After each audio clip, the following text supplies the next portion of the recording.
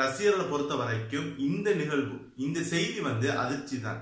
எவ்வளவு ப்ரோக்ராம் இருந்தாலும் இந்த கொரோனா டைம்ல பொழுது மக்களோட மனதுல கொஞ்சமாவது சந்தோஷத்தை ஏற்படுத்த நிகழ்ச்சி எதுன்னு பார்த்தோம்னு சொன்னா இந்த குக் வித் கோமாளி விஜய் டிவியில இந்த வருடம் வந்து இதுல 4வது சீசன் வந்து போயிட்டு இருக்கு. இதுல 2வது சீசன்ல இருந்துதான் அதே டைம் கொரோனா வந்த டைம்ல ரொம்ப ரொம்ப ஃபேமஸ் ஆச்சு. இந்தியா மட்டும் இல்லாம இலங்கை வேர்ல்டு பூரா ஃபேமஸான ஒரு ரியாலிட்டி ஷோ ஒரு நிகழ்ச்சி வந்து இந்த குக் வித் கோமாளி.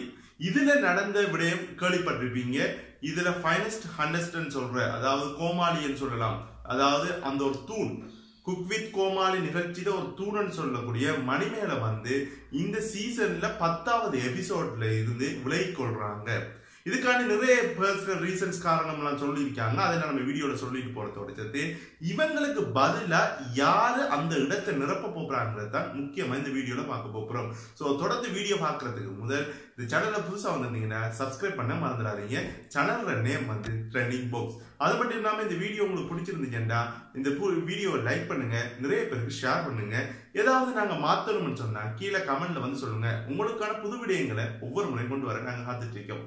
மணிமேகலை ஏன்னா ஆரம்பத்திலே தூணன்னு சொன்னா இந்த குக் வித் கோமாளியே சீசன் 4 பார்த்தவங்களுக்கு தெரிந்திருக்காது. சீசன் 1ல ஆரம்பித்ததுல இருந்து ஒவ்வொரு எபிசோட பார்த்த அந்த குக் வித் கோமாளி ரசிகர்களுக்கு தான் இதுல தாற்பயம் நான் சொன்ன விடயத்துல தாற்பயம் தெரிஞ்சிருக்கும். என்ன ரீசன் சொன்னா ஒரு சின்ன ஒவ்வொரு ப்ரோக்ராம்லையும் ஒவ்வொரு எபிசோட்லையும் தனித்து நின்று இயங்கக்கூடியவங்க. அது மட்டும் இல்லாம தனித்து இருந்து அந்த நிகழ்ச்சியை அடுத்த கட்டத்துக்கு கொண்டு போறது மட்டும் இல்லாம மக்கள் மனதிலையும் மிகப்பெரிய ஒரு இடத்தை பிடிச்சவங்க தான் மணிமேகலை. என்னத்துக்கான அவங்க இந்த சீசனோட இந்த எபிசோடோட அவங்க விலகுறாங்க. சிலவங்க சொல்றாங்க சம் பர்சனல் ரீசன்ஸ் சொல்றாங்க. சில விடயங்கள் கேள்விப்பட்ட வரைக்கும் மீடியாலையும் சரி அவங்க ட்விட்டர் அக்கௌண்ட்லையும் சரி அவங்க ஆபீஸ்ல வந்து அவங்க ட்விட்டர்ல போட்ட ஒரு போஸ்ட் மூலமா தான் அவங்க என்ன செஞ்சிருக்காங்கன்னா இந்த எபிசோட விட்டு நான் அந்த குக் வித் கோமாளி ஷோ விட்டு போறேன்னு சொல்லியிருக்காங்க. பர்சனல் ரீசன் சொல்றாங்க, இல்லாட்டி வந்து பிரெக்னென்ட் சொல்றாங்க. சோ அந்த பிரெக்னென்ட் சம்பந்தமா கூட ஒரு தாய்மை அடைந்தது காரணமா கூட அவங்க எபிசோட்ல இருந்து கொஞ்ச நாள் விலகி இருக்கலாம்ங்கிறதான் கருத்து. முழுமையா அவங்க போக மாட்டாங்க. சம்டைம் சீசன் 5ல வரலாம், இல்லாட்டி இந்த சீசன்லயே கடைசி எபிசோட்ல வரலாம். கிட்டத்தட்ட உங்களுக்கு தெரிஞ்சிருக்கும் டான்சர் ஹுசைனை வந்து அவர் திருமணம் முடிச்சிருந்தாங்க. அந்த ரீசனா கூட இருக்கலாம். சம் பர்சனல் டீடைல்ஸ் இல்லாட்டி இந்த அதுலயும் பர்சனல்லையும் ஒரு முக்கியமானது வந்து அவங்க பிரெக்னன்சியா இருக்கிறது கூட காரணமா இருக்கலாம். அடுத்து நமக்கு வார டாபிக் வந்து இப்ப இவங்க பெய்தாங்கன்னு சொன்னா இவங்களோட இடத்தை நிரப்பக்கூடியது யாருன்னு பார்க்கலாம்.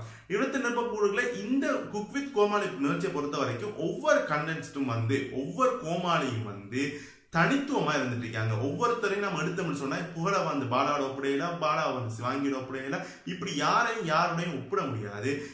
அதனால இவங்க யாருக்கு ஈக்குவலா வருவாங்க, அதாவது இவங்களுக்கு பதிலாக வேற யாரு வருவாங்கன்னு சொன்னா பூஜ்யம் தான்.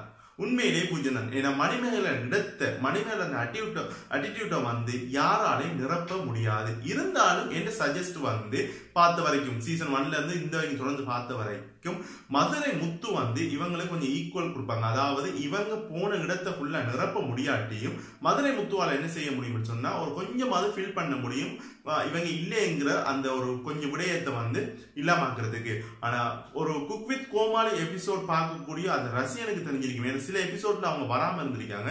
அப்படி வராம இருந்த எபிசோட்ல அவங்களோட அந்த ஷோ எப்படி போயிடுச்சு, எவ்வளவுக்கு அது பெனிஃபிட் இல்லாம எவ்வளவுக்கு அது சுவாரஸ்யம் இல்லாம குறைஞ்சிருந்துச்சுங்கிறது அந்த எபிசோட்ஸ் பார்த்தவங்களுக்கு தான் தெரிஞ்சிருக்கும். ஸோ நானும் பார்த்ததால பர்சனலா பார்த்ததால வந்து எனக்கு அதை பத்தி தெரியும். ஸோ இந்த விடயம் நீங்க எப்படி பாக்குறீங்க? நான் சொன்ன அந்த கான்செப்ட் அதை மதுரை முத்து அவங்க ரீப்ளேஸ் பண்ண இயலுமா, இல்லாட்டி வேற யாராவது உங்களோட மனசுல இருக்காங்களா ரீப்ளேஸ் பண்றதுக்கு? அதை கொஞ்சம் காலத்துக்கு எப்படி சீசன் 5ல வருவாங்க.